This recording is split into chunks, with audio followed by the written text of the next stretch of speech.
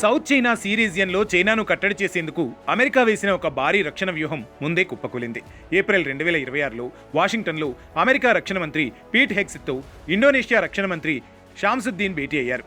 ఆ సమయంలో ఇరు దేశాల మధ్య ఒక లెటర్ ఆఫ్ ఇంటెంట్ పై సంతకాలు జరిగాయి. దీని ప్రకారం అత్యవసర పరిస్థితుల్లో అమెరికా మిలిటరీ విమానాలు ఇండోనేషియా భూభాగం వాయు మార్గాలను ఎలాంటి అడ్డంకులు లేకుండా వాడుకోవచ్చని అమెరికా భావించింది. కానీ ఈ ఒప్పందంపై ఇండోనేషియా పార్లమెంటు విచారణలో రక్షణ మంత్రి సజ్రాఫీ ఊహించని ప్రకటన చేశారు.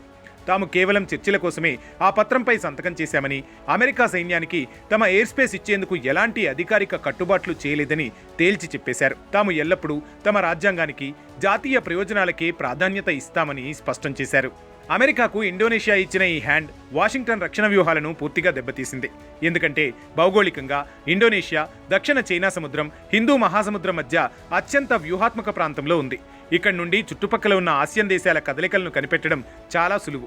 అన్నింటికి మించి చైనా అంతర్జాతీయ వాణిజ్యమంతా ఈ దక్షిణ చైనా సముద్ర మార్గం ద్వారానే సాగుతోంది. ఈ ప్రాంతంలో గనుక అమెరికా తన పట్టు సాధిస్తే చైనాను ఆర్థికంగా, సైనికంగా సులభంగా దిగ్బంధించవచ్చునని ట్రంప్ సర్కార్ ప్లాన్ వేసింది. గతంలో గ్లోబల్ పాలిటిక్స్లో ఇండోనేషియా అలీన విధానాన్ని అనుసరించినప్పటికీ 2020 తర్వాత అమెరికాతో సంబంధాలు పెంచుకుంది. ప్రెసిడెంట్ ప్రబోవో సుబియాంటో అధికారంలోకి వచ్చాక ట్రంప్తో పెద్ద డీల్స్ కుదిరాయి. కానీ ఈ తాజా రక్షణ వెనకడుగు అమెరికా ఆశలపై పూర్తిగా నీళ్లు చల్లింది. ఇండోనేషియా ఇంతలా వెనక్కి తగ్గడం వెనుక రెండు ప్రధాన కారణాలు కనిపిస్తున్నాయి. మొదటిది, ఆ దేశ విదేశాంగ మంత్రిత్వ శాఖ నుండి వచ్చిన తీవ్ర వ్యతిరేకత. అమెరికా సైన్యానికి ఇండోనేషియా గగనతలాన్ని పూర్తిగా అప్పగిస్తే పొరుగున ఉన్న చైనాతో పాటు ఇతర ఆసియన్ దేశాలతో సంబంధాలు పూర్తిగా దెబ్బతింటాయని విదేశాంగ శాఖ గట్టిగా హెచ్చరించింది. చైనాతో శత్రుత్వం వస్తే తమ అంతర్జాతీయ వాణిజ్యం నాశనమవుతోందని ఆందోళన వ్యక్తం చేసింది. ఇక రెండో ప్రధాన కారణం ఇండోనేషియా లోపల ప్రజల నుండి వ్యక్తమైన తీవ్ర నిరసనలు. ఈ రక్షణ ఒప్పందానికి వ్యతిరేకంగా దేశంలోని దాదాపు 65 పౌర సమాజ సంఘాలు కోర్టులో పిటిషన్లు వేశాయి.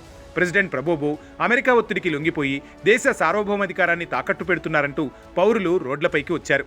దేశంలో అంతర్యుద్ధం వచ్చే పరిస్థితులు కనిపించడంతో చివరికి ఇండోనేషియా ప్రభుత్వం అమెరికాతో సైనిక సహకారానికి నో చెప్పక తప్పలేదు.